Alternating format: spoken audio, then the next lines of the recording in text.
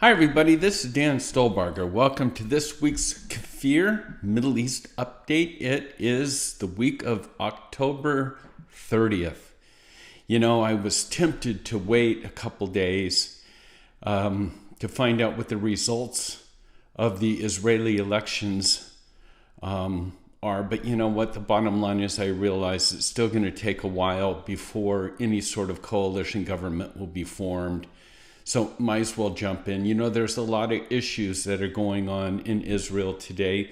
Polls are not very accurate. So some polls are going to say no government, no party is going to be able to form a coalition. So get ready for another set of elections. One recent poll said that Netanyahu might be able to just sort of squeeze it out by one seat. A lot of issues coming up and a lot of noise.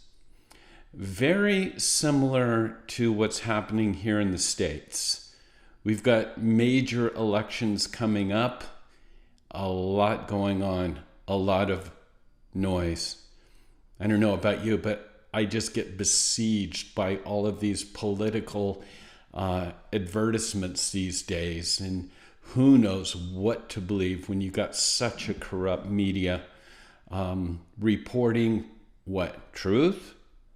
Or again, as we've said so often, it used to be that the media's job was to inform the electorate. Now it is to motivate, push, influence the people behind the scenes of the media.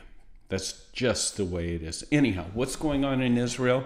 Well, one of the issues that's going to determine some votes is that 65% of Israelis are wanting public transportation opened on Shabbat. And with Netanyahu needing really the religious vote on the right, it'll be interesting to see what transpires there.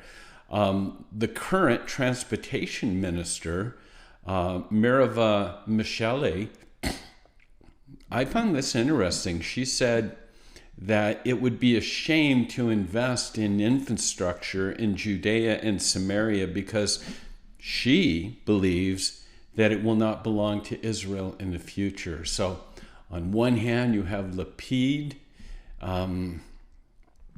possibly Gantz, that would be acceptable to a Palestinian state, and the current transportation minister saying let's not invest in infrastructure right now because it won't be long until it won't even belong to Israel. Interesting. And then the president of Israel, Herzog, is to present Biden with evidence of Russia's use of Iranian man-made drones. Once again, it just proves that where there's killing, where there's suffering, where there's hatred, Iran is there behind the scenes. So bottom line, wait and see, a day away, what transpires, and what, 8 days away, a week away from the U.S. Midterms. Boy, this world can be totally shifting in a matter of days. Well, what else is going on in the Middle East? Whether it's election hype or whatever, but Netanyahu has basically come out and saying the big prize, if I'm elected, at least my goal is that we will have peace with Saudi Arabia. Again, the Abrahamic Accords, everybody's sort of thinking who's next. Well, not to make light of smaller countries like Morocco and things such as that, but the big plum out there will be the Saudis. And if it is the case, and remember, Saudis, Sunni, Iranians, Shiite. Make no mistake about it. The Shiites and the Sunnis hate one another probably as much, if not more so, than Israel and the U.S. And so having the Saudis with their Sunni and all the other Abrahamic Accords, that might be a domino that pushes over quite a few different Sunni Arab countries to make peace with Israel. And then we have the whole Ukrainian-Russia situation. And the question is that up to this point in time, Israel has given really no arms. Massive humanitarian aid, massive aid for refugees or whatever, but no military hardware. And the simple answer to the question of why is really the fear and the threat of Russia. Russia has basically said, you do this, we're cutting off all diplomatic relationships. And in a sense, those pundits would say Israel now is in the crosshairs, or maybe the who's next of Russia. Those that know the prophetic prophecies concerning the end of days know that in Ezekiel 38 and 39, there's a looming invasion into Israel from the north, primarily from Russia. And who else? Iran and Turkey. And so we're seeing a lot of these major chess pieces being lined up at this time. But the bottom line is that we'll wait and see how the elections go. But the reason no hardware's been given, the threat of Russia. And then we have, it's a new guy on the scene, a religious Zionism party, which may put Netanyahu over the hump, per se. Itamar Ben Gvir. Again, the rise of this guy is one of the major storylines in the fifth election cycle. In fact, just last night, I don't even have this in the report, there was an assassination attempt on Ben Gvir outside of Hebron. One person was killed, 5 injured. I don't know if that's going to, that whole issue, as far as a voter goes, I don't know if there'll be empathy or what in the world is going on. I don't know. But the rise of Ben Gvir, again, it's possible that this new religious Zionism party can get as many as 14 Knesset seats. That would make it the third largest in the Knesset, just behind Likud, Netanyahu, and Lapid's Yesh Atid. Interesting. I mean, he would go ahead of Benny Gantz. And so, once again, you know why I was tempted now to wait to see, but that rise is astronomical. And I have mixed feelings about this because the super right, religious, orthodox in places like, ministers of transportation and things like that could really affect believers, Christians, Messianics. So I have concerns about that. And then we have this whole lion's den situation in the West Bank. The Palestinian Authority and a terrorist organization, to make no mistake about it, the Lion's Den, which Israel has recently taken out the head of, blown up a bomb factory in Nablus. We would call that Shechem today.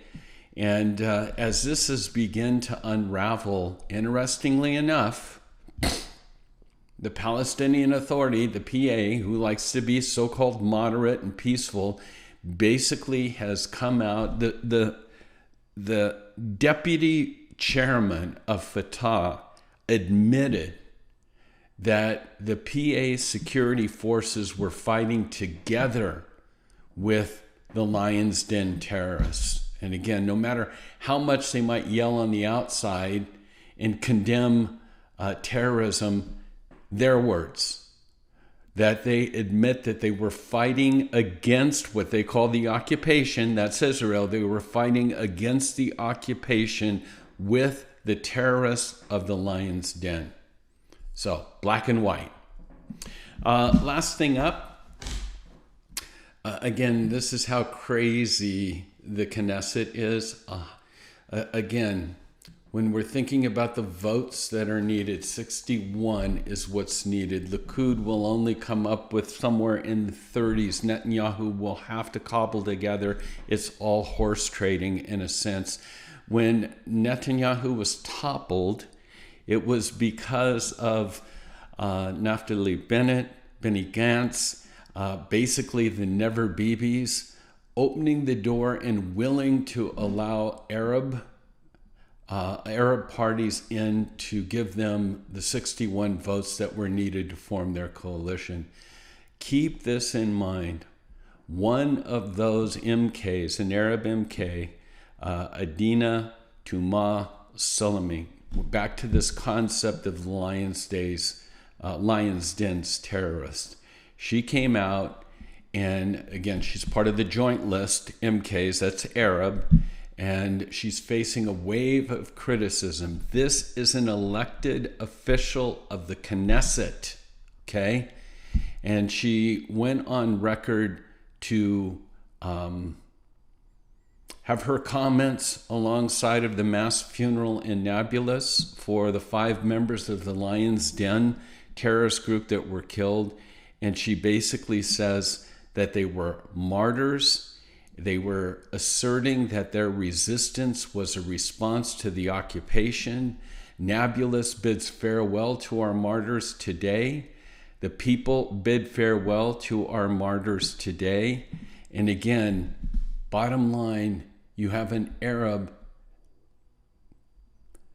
supporting terrorism, lives taken, soldiers killed, car rammings, knifings. This is just fuel to the fire of what's going on today. And that's in-house, not on the outside. That's in-house. So that's our report on what's taking place in the Middle East. A reminder, having gotten back from 40 plus day time in Israel, so excited that Holy Ground is back up and running with COVID in the rearview mirror. And we've got tours that are coming up in 2023. Check them out. I can't wait to get back there. A spiritual journey. That's what we're calling Revealing Israel, a spiritual journey. We have one of those coming up in February. I think it's February 15th. Check our website out at holygroundexplorations.com and pray about visiting the land in 2023. We would love to walk it with you. With that, God bless, shalom, and remember, pray for the peace of Jerusalem. And I might add, pray for our country as well. Shalom.